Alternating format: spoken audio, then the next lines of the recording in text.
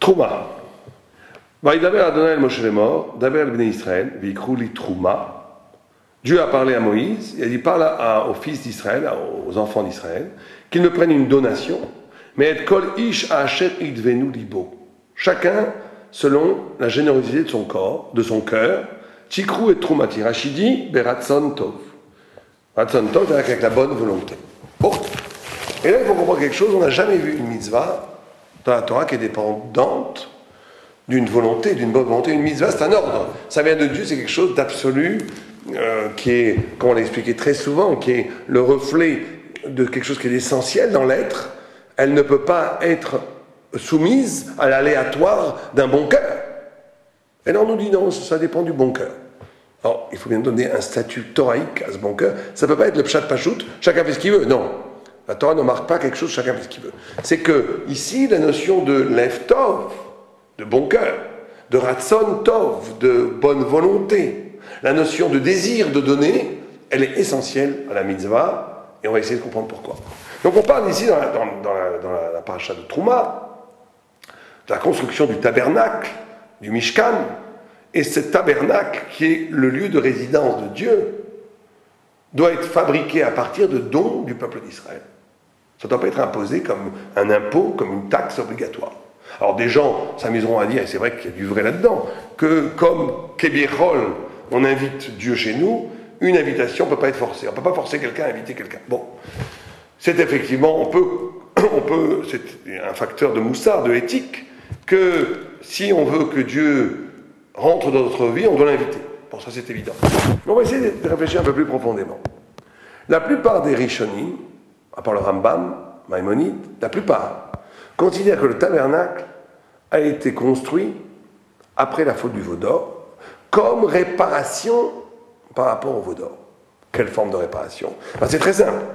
Si on n'avait pas fait la faute du veau d'or, on aurait reçu la Torah dans son intégrité absolue, on serait devenu immortel, et qu'est-ce qu'aurait été le tabernacle? Qu'est-ce qu'aurait été le Mishkan? Qu'est-ce qu'aurait été la présence divine? Ça aurait été le monde entier. Le tabernacle aurait dû être le monde entier.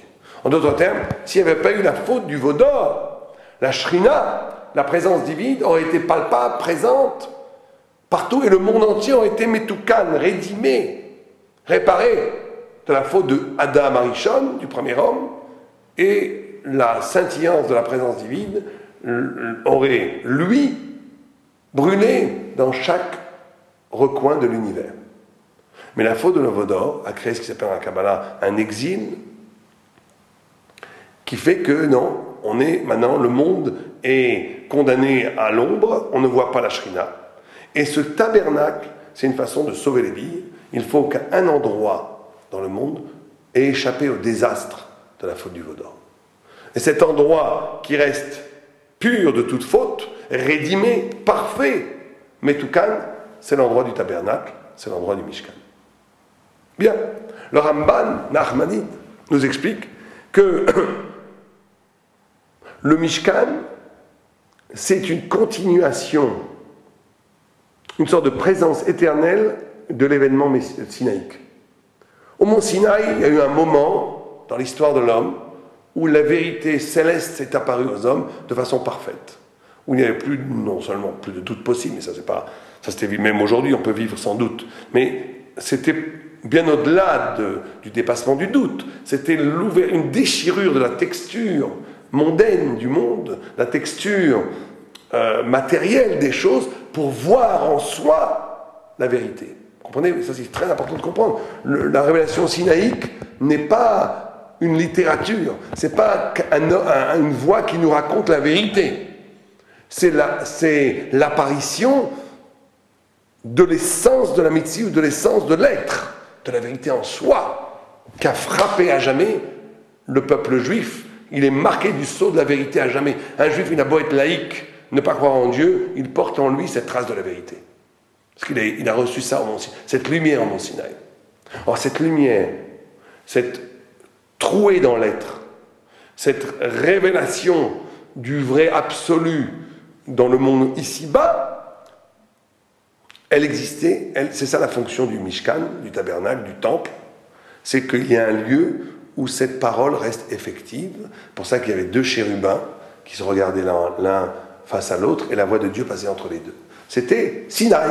Sinaï au Mishkan, au Sinaï au temple à Jérusalem, au Sinaï dans le tabernacle, dans l'aventure du peuple juif dans le désert, ou à Shiloh plus tard en Israël. Bien.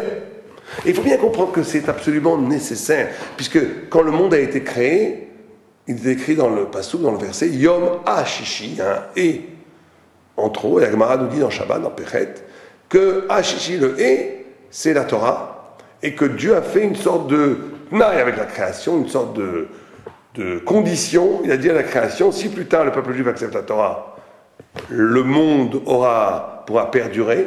S'il n'accepte pas la Torah, le monde retournera au néant.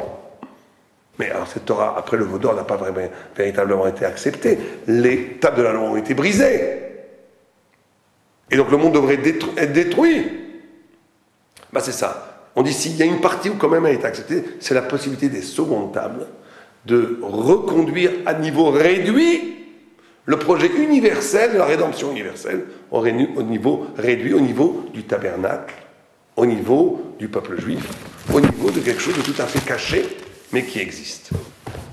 Bien, on a le même principe au niveau du temps, ça c'est au niveau de l'espace. Il faut un espace parfait, rédimé, pur de toute faute, qui s'appelle l'espace du Aron HaKodesh, dans le temple.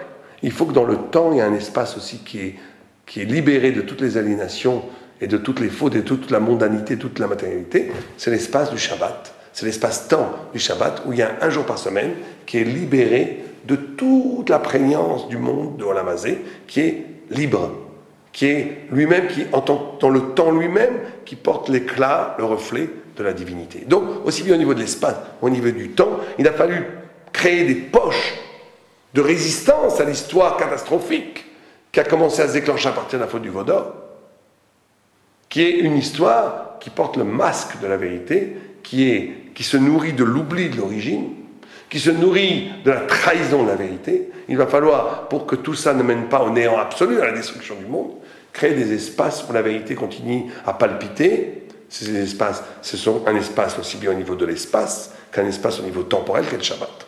Très bien. Mais alors, tout ça on le comprend. Mais pourquoi c'est lié au Ratzon Tov, au bon cœur? En quoi c'est lié? Là, c'est le grand secret. Le grand secret, c'est que la seule chose qui est restée infinie dans l'homme, la seule chose qui n'a pas été tachée, et tout le monde doit bien me comprendre, fondamentalement par la faute, la partie de l'homme qui n'a pas été atteinte par le serpent, ni par la faute du veau d'or, c'est paradoxalement le désir d'infini, le désir de Dieu. Ce qui n'a pas été sali, souillé, c'est le désir d'absolu. C'est pour ça que le désir d'absolu, le désir d'infinité, le désir de grandir, de rejoindre Dieu, est un désir qui porte en lui le secret même de la rédemption de l'homme et de la rédemption individuelle. Quelqu'un qui ne désirerait pas l'absolu, qui ne désirerait pas être, comme dit le Messias Teshaïm, que le plus grand plaisir, c'est de l'énot misiv ashrina, c'est de jouir de l'éclat divin. Quelqu'un qui ne orienterait pas sa vie vers ce but serait un homme qui serait coupé de son humanité réelle. Serait un homme qui n'aurait plus de futur, serait un homme qui serait fini. C'est un homme qui ne vivrait que dans le rituel. Donc les actes, les mitzvot, même l'étude de la Torah, si elle n'est qu'un rituel, si elle n'est pas accompagnée d'un désir d'infini, elle tombe dans le monde et par cela, elle est limitée. Ce qui est resté intact dans l'homme, c'est le désir d'infini. Et c'est pour ça que Dieu dit, si vous voulez que je réside parmi vous, si vous voulez que l'infini réside parmi vous, si vous voulez que l'au-delà de l'être réside au cœur de l'être, c'est impossible. Il n'y a aucun keli, aucun instrument, aucun espace capable d'accueillir la divinité. C'est impossible. Il va falloir le créer. Il va falloir le créer à partir d'une partie de vous qui n'a pas été salie. C'est laquelle? Le désir d'infini. C'est pour ça que ça doit venir du lev tov, du bon cœur. Ça doit venir d'un don. Ça doit venir d'une volonté. Ratzon, c'est volonté. Vous savez que Ratzon, c'est l'anagramme de tsinor, tuyau. C'est les mêmes lettres, à l'envers. Quelqu'un, au début, croit que sa volonté, c'est lui. Après, il comprend qu'au plus profond, ce qui le motive, ce qu'il désire vraiment, ce qu'il veut vraiment, la volonté réelle, c'est d'être un tuyau. C'est d'être justement quelqu'un qui dépasse complètement l'ego, qui dépasse complètement les données personnelles et égotiques, pour être le tuyau du lien entre l'infini et l'infinitude, entre le Dieu et le monde. C'est ça le fond de la volonté de chaque juif.